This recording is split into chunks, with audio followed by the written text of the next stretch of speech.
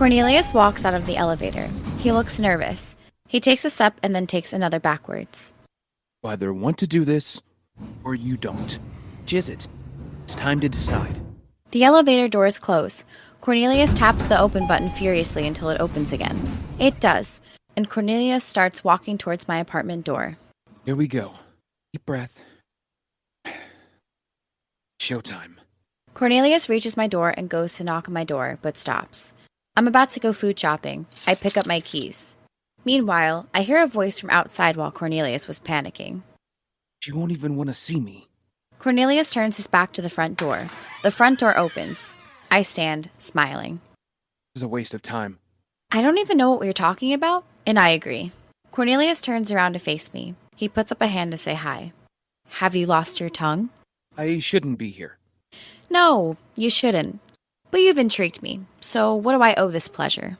I have news about your mom. Okay. What's it regarding? It's regarding the embezzlement. I fucking knew it. Now that our relationship is over, you're looking to get some twisted revenge on my family. I'd say I haven't missed your ability to overreact, but I genuinely have. Well, fuck you. You take us to court, and we'll fight you with every fiber of our bodies. Calm down. Let me finish my sentence. You'll wish you never met us. And you know what? I'm calling my lawyer, so get ready to wish you were dead. I turn around and set off to get my phone. Not taking you or your family to court. Promise. I stop walking and turn around. Then why the hell are you over here wanting to talk about my mom? Wanted you to get a complete picture of why your mom embezzled me. Oh? Why? So that you don't hate her. I don't want you to lose someone you care about because of me. I couldn't take that. I haven't lost her. We had lunch yesterday. We're fine. Oh, it's wonderful. It's good to know you still care. Always care about you. Well, you had a funny way of showing that, if memory serves me right. I know. I'm sorry. Look, my mom and I had plans to go to the cinema to watch the new Nancy Meyers movies today. So stop worrying about us. Is it a good movie? Duh. It's a Nancy Meyers movie. I'm glad you'll have a good time. I will. Although, it's kind of weird taking my mom to watch a rom-com. Then again, it feels kind of fun too. Cornelius tips his head. Anyway, I'm here because I have information on why your mom did what she did. May I come in and talk to you? My apartment is a bit unclean. Can you give me 2 minutes to clean it up? Yeah, sure. I'll be back in a sec. And, oh. What? It's nice to see you again. Cornelius smiles and then takes a step back to let me shut the door.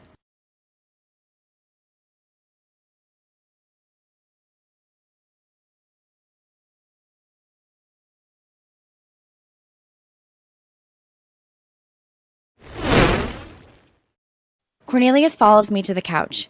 He sits. I take the armchair. Cornelius has bags under his eyes. His hair looks uncut. His shoes look rugged. His clothes look like they haven't been ironed in a long time. Cornelius isn't the man I first met. He's changed, and not for the better. So tell me, what happened? Mom was being blackmailed. What? By who? I'll tell you in a second. I can't believe this. 3 days after we went on our first date, I knew the truth about what your mom did was going to come out. So I thought that I'd get ahead of it and get an investigation done into your family.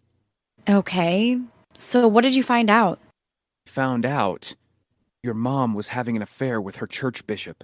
Jesus, Mom! That's why she hasn't been going to church. No. The person our bishop was sleeping with before the scandal hit out our church was Mom. Yep. I'm so angry right now. Bishop was married and had 2 young kids and a community that relied on him. Okay, so did the bishop blackmail her? No, it was your Uncle Oliver. Your uncle is a gambler. He's the one who introduced Sophia to the act. That dick. Can I ask you to hire an assassin to kill him? That depends. You foresee heaven for yourself? Damn it. Tough choice to make. Anyway, Oliver found out that your mom was having an affair with the bishop. Also knew Sophia was working for a high-profile man, and hint, that was me. So my uncle came up with a plot to ruin our family's life. Exactly. Once Oliver knew about the affair, he got evidence of your mom and the bishop going to a hotel room. The bastard. Then, a day later, he went to church with your mom, waited until the bishop was alone, and he showed him the photos. So let me guess. The bishop wanted to do everything to protect his world. Oh, you bet. So what happened next? Bishop revealed to your mom what your uncle knew, pressured your mom into doing whatever Oliver wanted, so your mom confronted Oliver. He introduced his evil blackmail plot to her. I hate that guy. So what exactly was the blackmail plot? Your uncle convinced your mom to force Sophia into stealing from me. I know my sister is weak because of her gambling issues, but she isn't that weak. Yeah, I agree with you. She would have stood up for herself unless someone had a hold over her. Your mom told your sister that she would report her to the police for stealing one of her friend's bank cards to go on a gambling spree, which she was doing on the side while working for me. So my sister had no choice but to act. Yes, Mom would have done everything to stop the truth from coming out. It did, anyway. Although, the media never linked my mom to the affair. Luckily. Anyway, my private investigator has sworn statements from your mom, Sophia, and other witnesses. Oh, so if you don't want to send my mom or family to jail, why are you here? I'm here to ask you if you want your Uncle Oliver charged and sent to jail. Do you have your money back? We've located it. Need to get your opinion on whether Oliver should go to jail. I've never told anyone this, but he was always handsy with me. What? He's always been touchy-feely with me. And not just me, but all of the women in our family. It creeps us out. Great. That's decided. Can I use your restroom? Why do you even need to ask? Go ahead.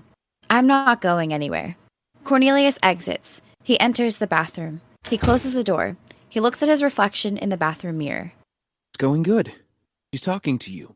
Stay calm. Then later find out if she's dating. If she's not, beg for her forgiveness. Give her anything she wants. Cornelius opens the bathroom door and heads out.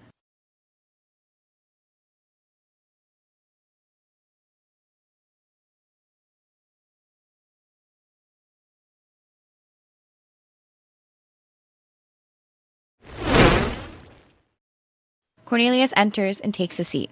That was quick. It was like 100 meters record for the fastest pee. I aim to please. So how long will my uncle go down? Oliver might get 5 years if he cooperates. But we want to give him a chance to tell us where the money is. You already know. So what's the point? Point is, we want to test to see if your uncle has a conscience. And when you find out he hasn't?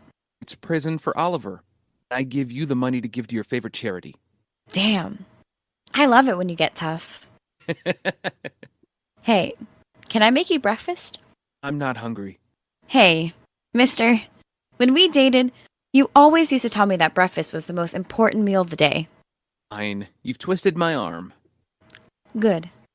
George tells me you're opening another florist somewhere. Yep. Where? I'm surprised you don't already know. He doesn't tell me much about you. Oh, what? I don't matter anymore? I'm kidding. I know I don't. It's not that. Since we ended things, I've been suffering from bouts of depression. It gets worse whenever I start to think about you. I'm not sure if that's a compliment. It should be. I mean, the thought of knowing I threw you away hurts me. Good. Excuse me. I get up and walk to the kitchen. Cornelius looks broken, and I'm glad. What? I am. He threw away the best relationship of his life. For what? Nothing. I've spent months hoping he'd call or pop in my shop, and he hasn't. It hurt me. It's hurting me knowing there's a man I belong with who's too weak to admit the truth of what he has in me. Ugh. You know what? I don't want to admit this, but I still love him. There. It's out there. Universe, do your goddamn job, whatever that job is.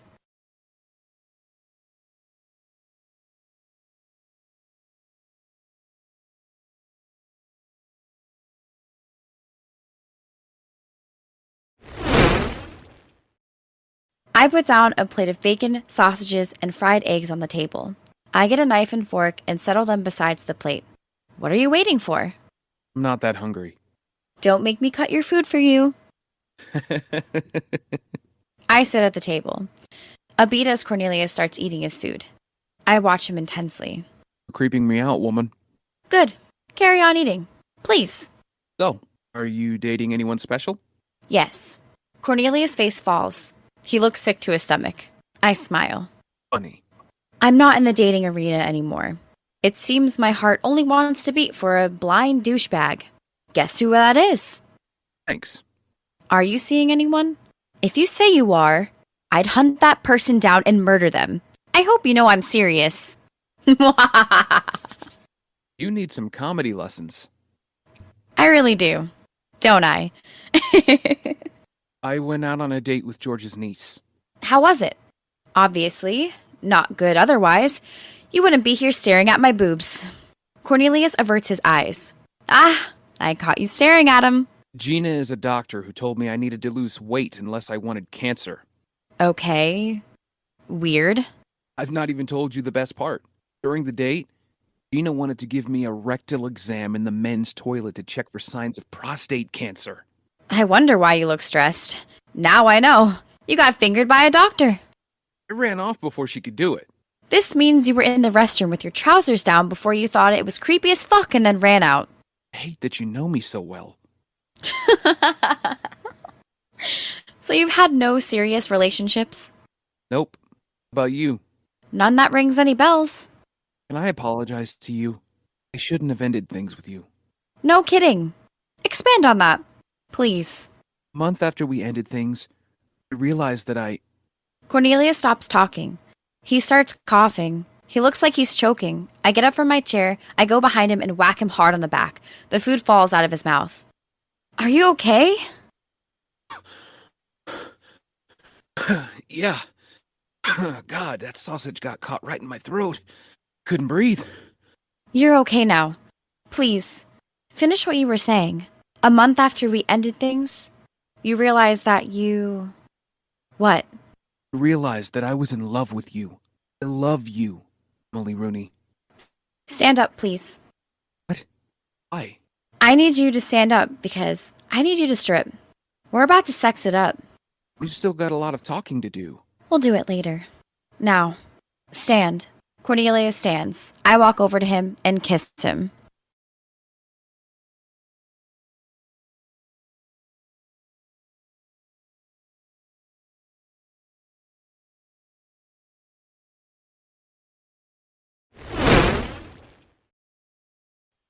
Half an hour later, I'm wearing a robe as Cornelius buttons his shirt.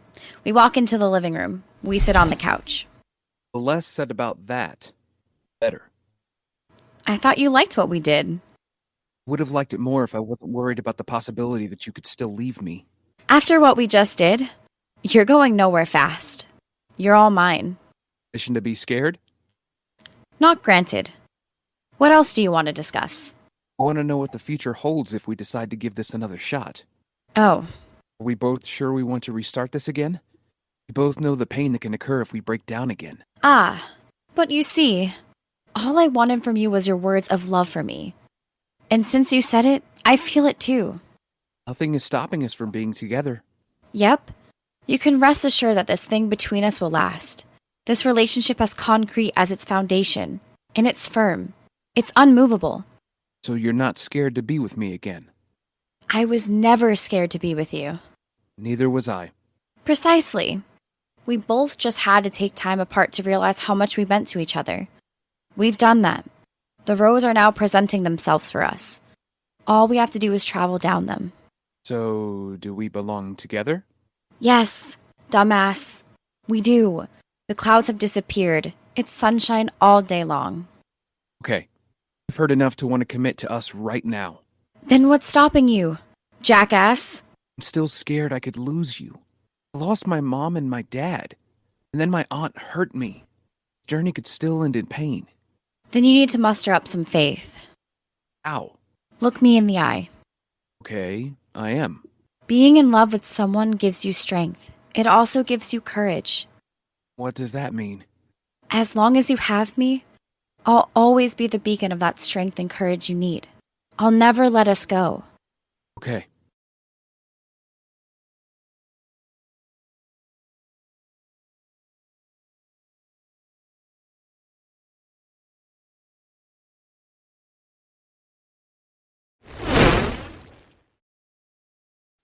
I'm dressed. I walked into the living room as Cornelius stares out of the window. What now? Nothing. You still doubt us, don't you? A little. There's a tiny fragment of doubt. It's so little. Do you want me to ease your mind? You don't have to. Hey, I'm not having my man doubt the most important relationship of his life. Then if you can, please give me faith to believe in us. I'll always be beside you. When you're lucky enough to meet the one person who ignites your soul, your life takes a turn for the best. Our life will take the greatest turn of all. All you have to do is have faith and trust me. Someone's gotten smarter since we ended things. It's like your mouth is poetry. Listen, Dick. I need to wrap this up. Cornelius Lawrence, you're mine. Nothing in this world will ever rid you of me. Have you got that, mister? Has that gotten through your thick skull? Yes, ma'am. Great. Now, you've rested, and we have a further business to conduct in the bedroom. Pants off, Mr. Lawrence. Did you not call me mister? We will do it here, you know. I regret wanting to be with you now. It's too late. I'm already in your heart. I lead Cornelius to our bedroom. Our forever begins now. Let's hope our lover's journey is as impressive and everlasting as the thing we're about to do here. I think it will be. I think so too.